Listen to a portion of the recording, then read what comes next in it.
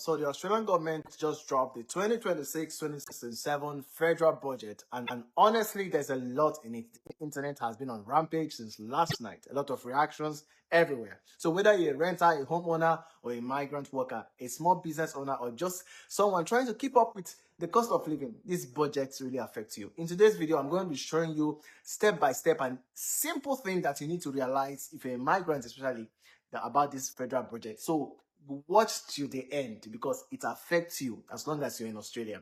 So number one is housing. Of course, everybody knows housing has been an issue and on top of the discussion so far because it's actually the biggest talking point of these budgets. So here is the deal. Right now in Australia, if you are an investor buying an investment property, any property that you buy, you can claim what we call negative gearing. I will explain. That basically means if your investment property costs you more than it earns, you can use the loss to reduce your tax bill. So which means simply I earn $10,000, I have property loss of 4,000, I can deduct it during tax income. So the government is saying from 1st July 2027, that benefit will only apply to new buildings, not existing ones. Why does this matter? Because right now, investors and first home buyers are competing for the same pool of existing homes by shifting the tax advantage to new builds. So the government is trying to push investors towards building new homes so that they will increase supply. So on top of that, capital gain tax rules are also changing from the same date, again, to make existing home buyers accessible to buyers rather than investors. So, and there is also a $2 billion bill that is going towards infrastructure, road, power, sewages, and all of that. And this will help to develop about 65,000 new homes. Simple takeaway for this: if you are a first home buyer, there is a good news for you. If you're an investor existing property in having this property, your tax advantages are going to be shrinking. And if you are somebody who's planning to develop, there's also an opportunity for you if you're a developer. Number two, which is my major point, is migration.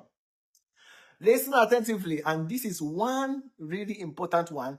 If you plan to migrate or come to Australia or work in an industry that relies on overseas workers, the permanent resident migration cap still stays at 185,000 per year. It means that the total will still be expecting is 185,000. But here is the catch: 70% of these places are now reserved for new skilled workers only. Skilled workers.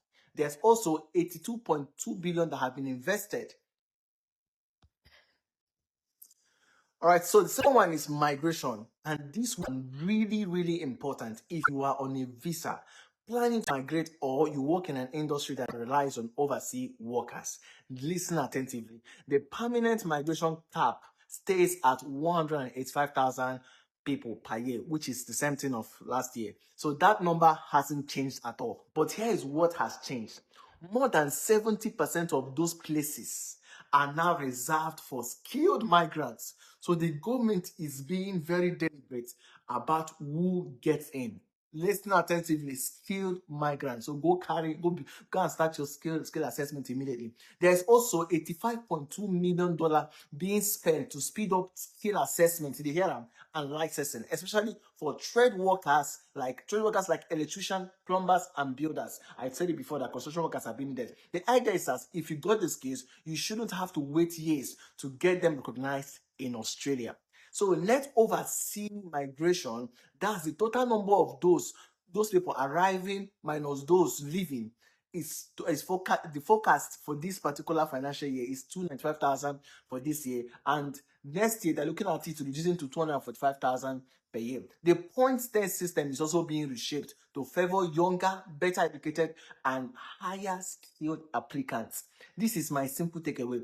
Australia is still open to migrants, but it is getting more selective. So if you are skilled, if you're young, and you are into trade or professional field, your chances are even better. All right. So this is important. Make you carry on for head. Now, the next part I will talk about is gonna be on tax. Now, let's talk about what's in tax for workers, because everyone wants to know: am I getting more money or am I going to be more taxed? So let's see what this budget is saying from my conclusion after reading all those big notes. Workers will get a $250 annual working Australian tax offset, meaning say that one they will come out.